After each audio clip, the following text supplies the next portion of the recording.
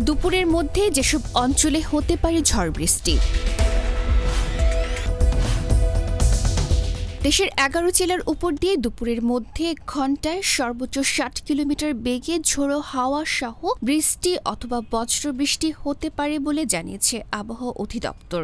মঙ্গলবার ১ অক্টোবর সকালে দুপুর ১টা পর্যন্ত দেয়া অভ্যন্তরীণ নদীবন্দরগুলোর জন্য আবহাওয়ার পূর্বাভাসে এ তথ্য জানানো হয়েছে।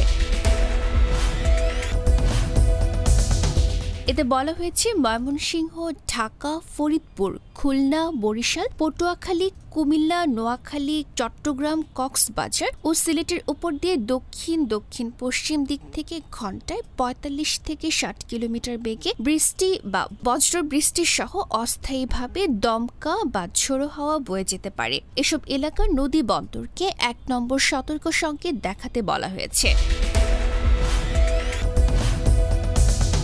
এদিকে সর্বশেষ ৭২ ঘণ্টার আবহাওয়ার পূর্বাভাসে বলা হয়েছে, মৌসুমী বায়ুর অক্ষের বর্ধিতাংশ মধ্যপ্রদেশ, উত্তরপ্রদেশ, বিহার, পশ্চিমবঙ্গ ও বাংলাদেশের মধ্যাঞ্চল হয়ে আসাম পর্যন্ত বিস্তৃত রয়েছে। এর একটি বর্ধিতাংশ উত্তর বঙ্গোপসাগরে অবস্থান করছে। মৌসুমী বায়ু বাংলাদেশের উপর মোটামুটি সক্রিয় এবং উত্তর বঙ্গোপসাগরে মাঝারি অবস্থায় রয়েছে।